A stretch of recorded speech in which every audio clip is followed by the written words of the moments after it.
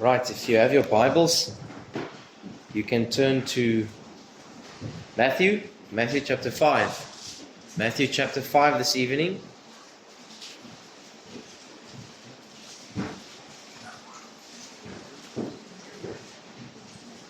Right.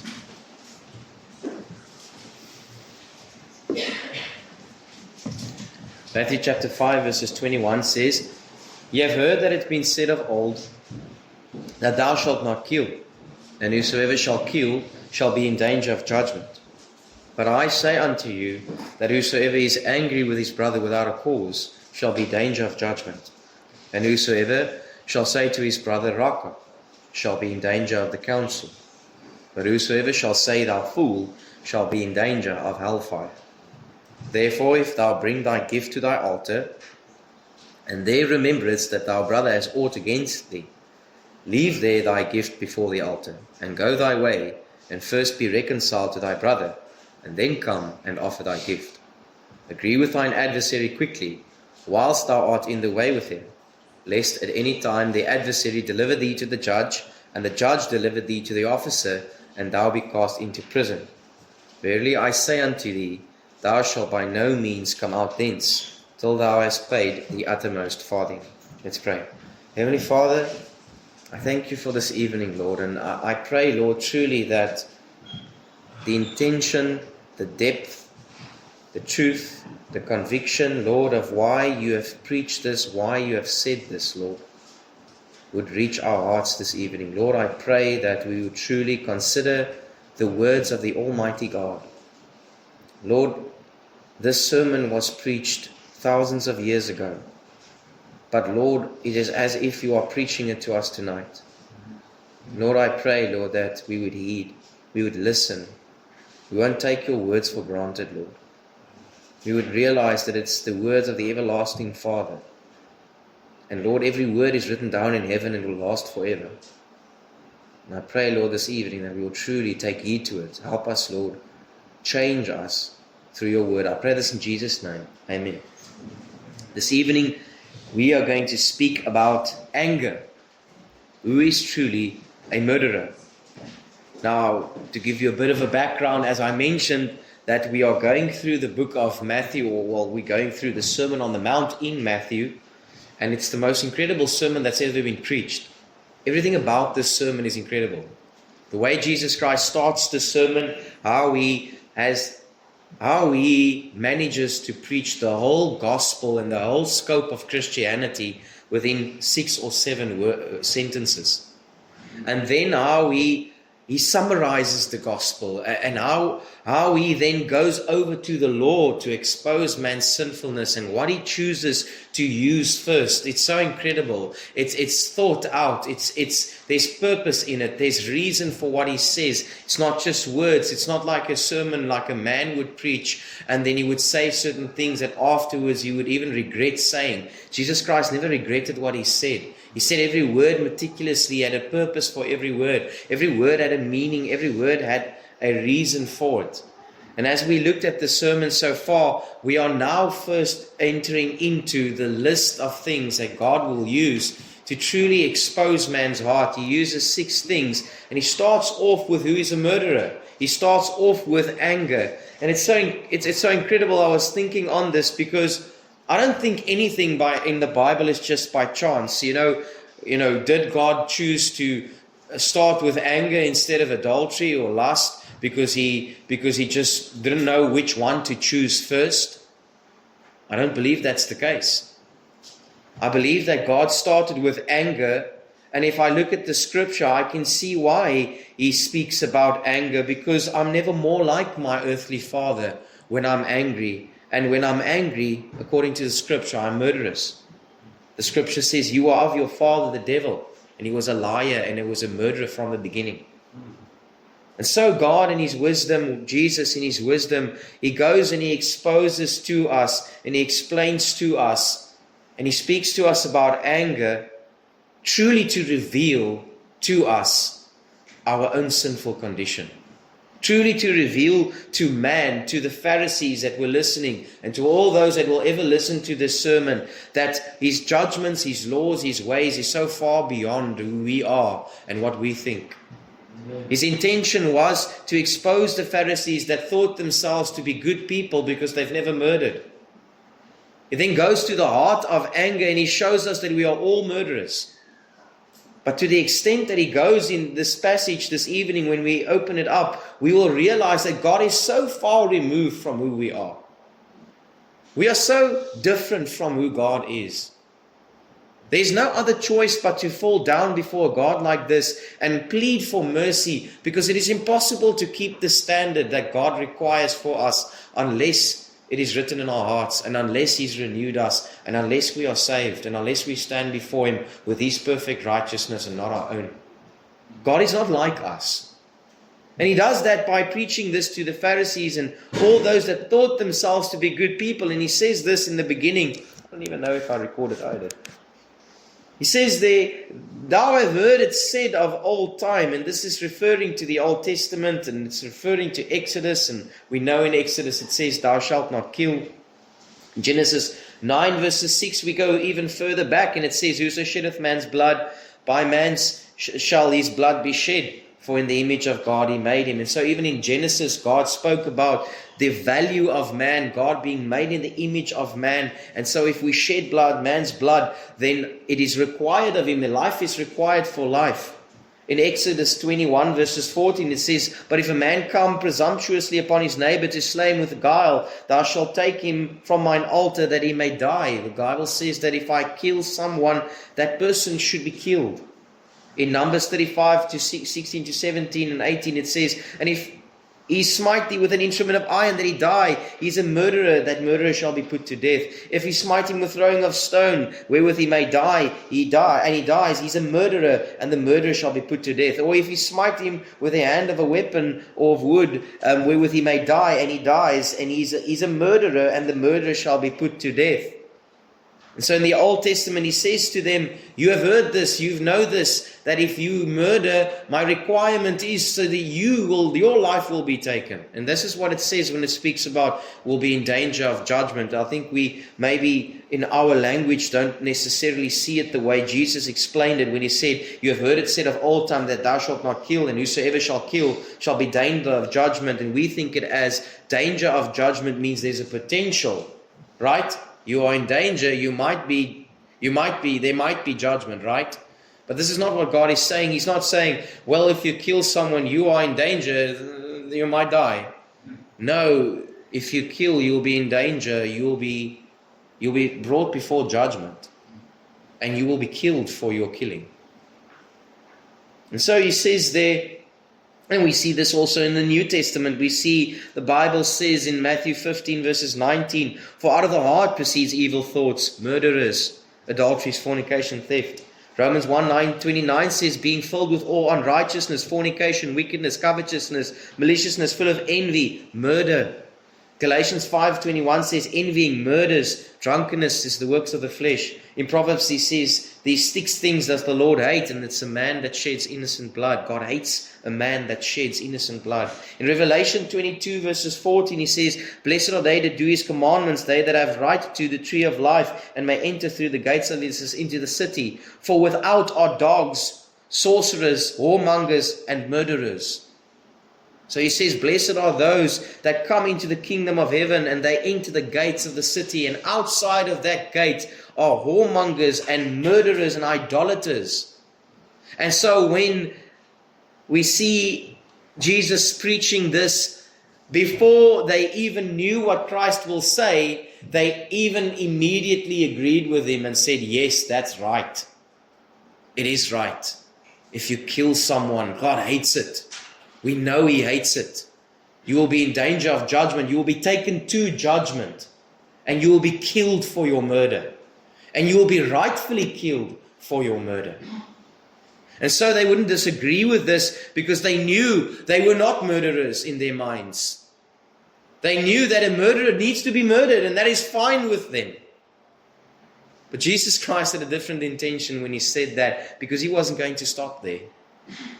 But I want you to realize that the why I'm saying these things, I want you to see the hideous nature of murder. I want you to think of people that you know have murdered. How you rebel and the vileness about that, how it is an offense to you to think of someone that has murdered someone, has murdered multiple people, has murdered someone that you love.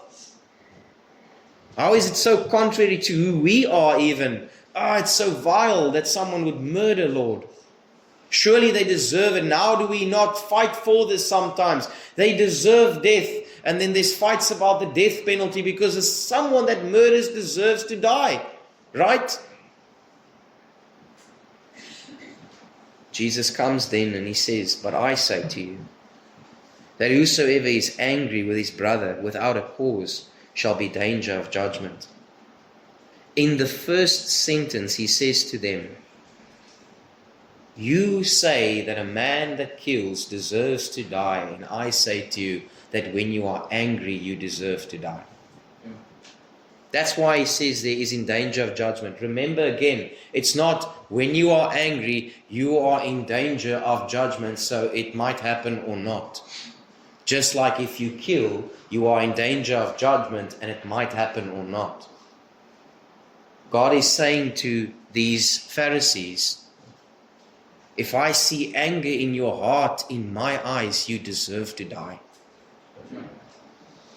He says the following, he says, whosoever shall say to his brother, Raka, shall be danger of the council. And this is the same concept, but it goes deeper. And the Bible says in 1 John 3:15, whosoever hateth his brother is a murderer. And we know that no murderer hath eternal life abiding in him. It says there, whosoever shall say to his brother, Raka. Now this example, it's difficult to truly get to the heart of what it means today. But if you had to think of different ways of explaining it, it's a derogatory way of speaking down upon someone. Idiot, fool, moron, whatever it is. Can't think, why are you like this? Why are you so backwards? Brother and sister, when have you said that? Are you immune to that? Have you never said that? Have you never said, hierdie mense, wat dink hulle? Hoekom is hulle so? Why are they like this? Why do they do this? And I don't know who you're referring to. I don't know if it's racial. I don't know if it's cultural. I don't know what it is.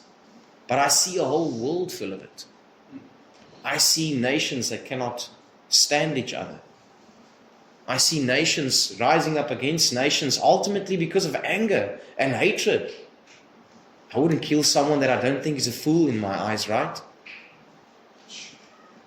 He says then we'll be in danger of counsel. Now, is counsel different? Is it worse than judgment? If judgment kills me, what's worse than being killed? The council is the Sanhedrin, and the Sanhedrin had the highest responsibility with the highest crimes. Those were the ones that would execute judgment for those that would be killed and would be stoned.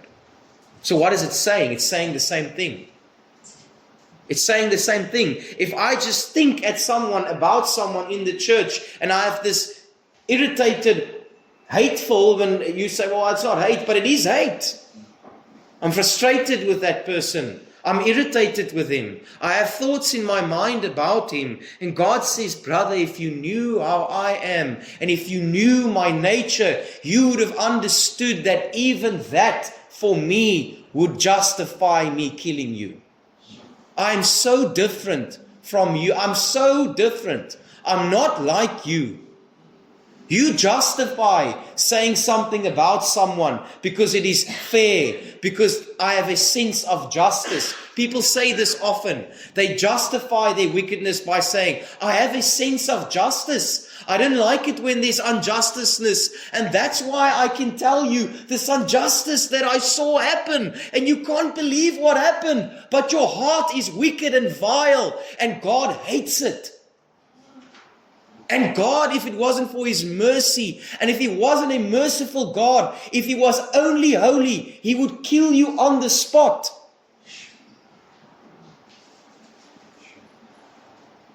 and He would be just to do that. You say, but He can't be. I say to you, He can be, because He's not like you. He doesn't think the way you think. He's so separate. He's so holy. He doesn't enjoy your conversations. He tolerates it. He tolerates you. You are alive today because God didn't kill you yesterday. But if He wanted to, and if He truly had to pour out His nature, He would have killed you. But when He looks at you, He sees grace, and He sees His Son, and He sees His righteousness, and He spares you.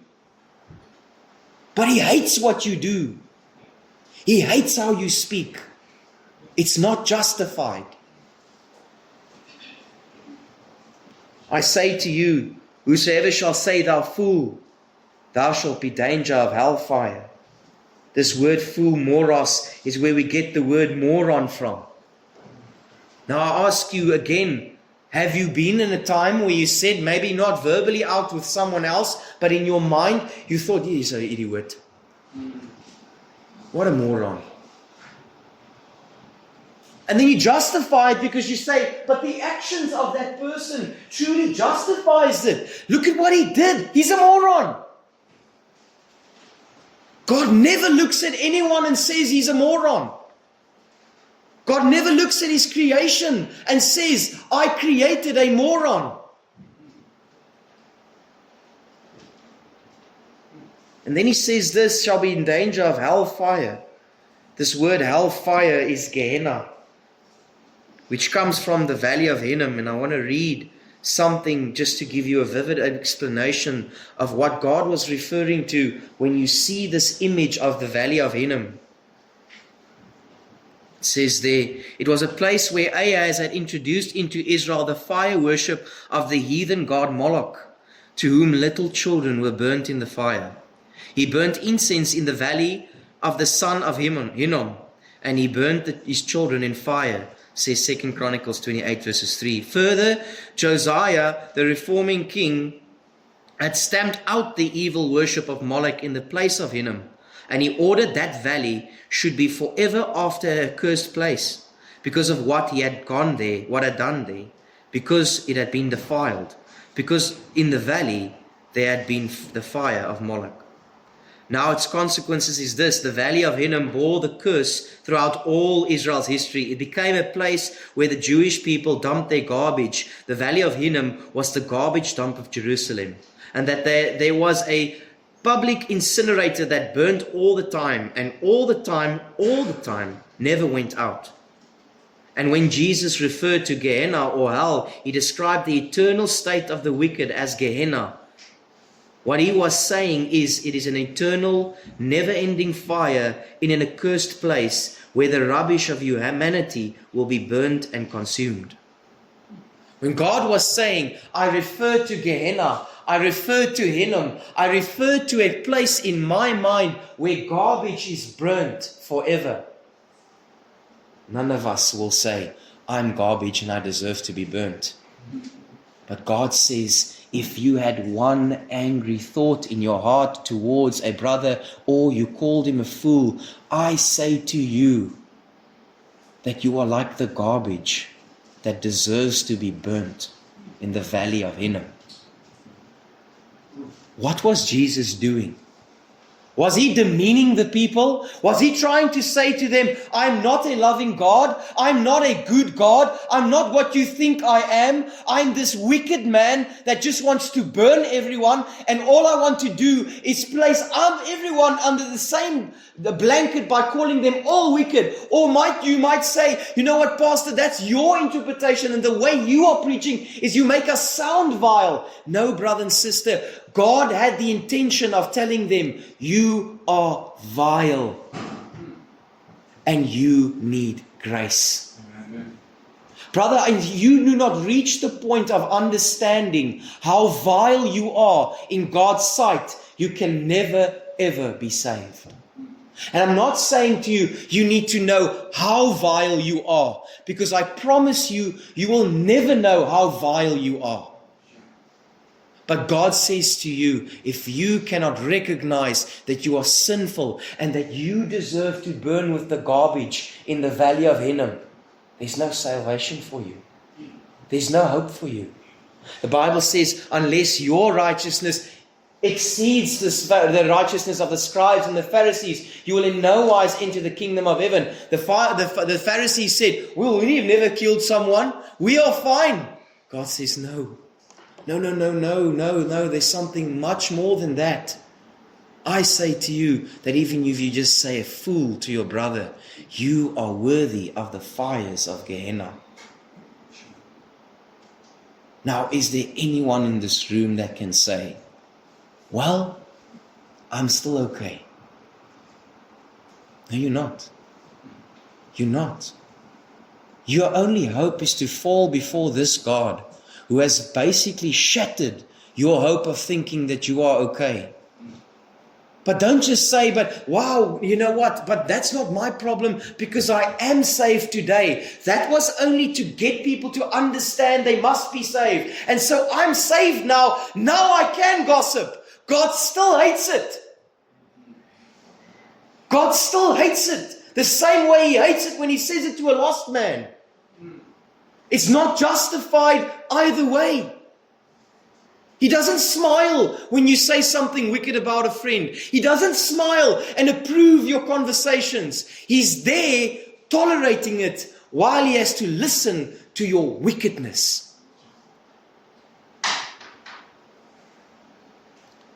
If a man truly has an understanding of this, that God says about His nature, it will radically change his life. And number one, it will change his worship towards God. Number 23, Matthew 5 verses 23 says, therefore, if thou bring thy gift to the altar, and rememberest that thy brother has aught against thee, leave therefore thy gift on the altar, go thy way, and first be reconciled to thy brother, and then come and offer thy gift. Now it put new light to your whole life. It puts new light to what God deems worship. Brother and sister, what God is saying to us today, because we are not going to go today to the altar and bring our altar and offer it. In fact, we are so blessed that we don't have to go through that process of going to the priest and giving our offer, putting our hands on the lamb, letting the priest burn the offering, and then have atonement for sin. You came in this morning so blessed that you can have access to God by simply praying. So how does this apply to us? God is saying to you, I'm not satisfied with your worship if it was tainted this afternoon with gossip and bitterness and hatred. Rather go home. Rather go back and rather make right. I have no desire in your worship. God is not like you. He's not like me.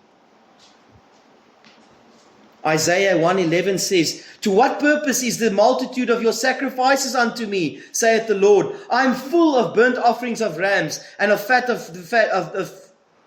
of fed beasts, and I delight not in the blood of bullocks or lambs or goats.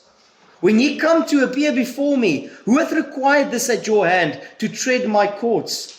Bring no more vain oblations and incense in the abomination unto me. The new moons and Sabbaths, the calling of assemblies, I cannot away with it. It is iniquity, even the solemn meetings, your new moons and your appointed feasts, my soul hateth. They are a trouble unto me, I am weary to bear them. And when you spread forth your hands, while hide mine eyes from you, yea, when ye make many prayers, I will not hear. Your hands are full of blood. Wash you, make you clean, and put away the evil of your doings before mine eyes. Cease to do evil. Learn to do well. Seek judgment. Relieve the oppressed. Judge the fatherless, and plead for the widow. God is saying the exact same thing in the Old Testament that He's saying in the New Testament. And He says the same thing because His nature has never changed. He's saying to us, brother and sister, if you worship God tonight, if you sing praises to Him, if you even wanted to lift your hands while you were singing, but this afternoon you gossip, God has no desire in that worship. He has no desire in your vileness. He doesn't desire that from you. He's sick of it. He's tired of it. It's wearisome for him. But at the same time, God is so merciful. I'm looking around and I'm trying to see sincereness. What has happened that we can come to the Word of God and treat it like, it's okay, it's a suggestion, I can continue, I can speak like I want, I can speak to others and about others like I want. I don't care if God desires something different from me. Brother and sister, when He comes down, will He find faith? Jeremiah 7 verses 9. Will he steal, murder, commit adultery, swear falsely, burn incense unto Baal, and walk after other gods whom ye know not, and come and stand before me in this house, which is called by my name, and say, we are delivered to do all these abominations? Psalm 66 verses 18. If I regard iniquity in my heart, the Lord will not hear me. First Psalms 15:22. And Samuel said, hath the Lord as great delight in burnt offerings and sacrifices as in obeying the voice of the Lord? Behold, to obey is better than sacrifice, and to hearken than the fat of rams. I want to draw your attention. This is not even saying that if I come to the worship service and I know I have something against my brother. This is something much deeper. It says, if I am at the altar and I know my brother has something against me. You say, well, I can't help what my brother has against me. I truly believe this is in relation to I am most likely the reason for what my brother has against me. It was maybe my actions or my thoughts and my deeds, my arrogancy or my deeds that has caused that brother to stumble, that has caused that brother to be bitter in his heart. And if I come to the worship service and I remember, but man, I didn't do right with my brother, and he's most likely angry at me. And you say, well, you know what? Let me pray. Let me worship God. I can deal with that later. God says, no, you can't deal with that later. Whatever you do while you still have to deal with that is an offense to me. Rather stop praying and stop worshiping and go to your brother and say, brother, I've sinned and I've offended you. I don't even know if you are angry at me, but if you are, forgive me. My actions was unjustified. It came from a sinful heart that I still have, even though the Lord has forgiven me. Forgive me. If I truly know how Christ views anger and bitterness, it will affect the way I deal with others. Matthew 5:25 says, agree with thine adversary quickly, while thou art in the way with him, lest at any time the adversary deliver thee to the judge, then the judge deliver thee to the officer, and thou be cast into prison. Verily I say unto thee, thou shalt by no means come out thence, till thou hast paid the uttermost farthing. What is the Lord saying? Because He says the uttermost farthing, it's one of the smallest means of financial currency. It's 1/64 of a person's wage. God says, that last penny you'll pay. And I believe it's two ways. In hell, you will pay every penny. The flames of hell will purge everything that you've ever said in this life. But secondly, I believe that if you continue in bitterness and in gossip and in anger, I promise you, you will pay. You will pay. You will pay the last cent. You will pay in not having peace. You will pay with God not hearing your prayers. You will pay by not being successful in your Christian walk. You will think you are okay, but you are not. And you will pay. You will pay every cent. God is not mocked. He's not mocked by man. You will pay. God is saying to you, if this is your heart, if this is how you live out your Christianity, if this is what you justify, please understand, you will pay Every last cent. Rather tonight. And this is the commandment. God says, agree with thine adversary quickly, not tomorrow. Go to your adversary tonight and make right. Tonight, ask for forgiveness. Tonight, get right with God. Why? That's truly the fruit of obedience. When Zacchaeus got saved, he didn't say, half of what I own I'll give in a week. I'll go pay back what I've done when I have a little bit more, and then I'll go pay. No, he says today. Brother and sister, I don't know where you are. I don't even know, unless the Lord gives you grace, to what extent will you be willing to humble yourself. But I will say this, as I was praying in the office, this is either a suggestion, or you can take seriously that God says, the way you speak, the anger in your heart, to me, you deserve hell. You deserve every drop of judgment. Pharisees, you think you're fine, but you're not fine. You're not good. You need me. I don't know if you are unsaved this evening. I don't know where you are, but if you think you're okay, you're not okay. God is not pleased with you. God is not pleased with you. Nothing about your life is pleasing to Him. When He looks down upon man, He sees an open grave. Your only hope is Christ Jesus and the blood of Christ. That's your only hope.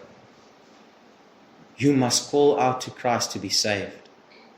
And sister and brother, if you are saved,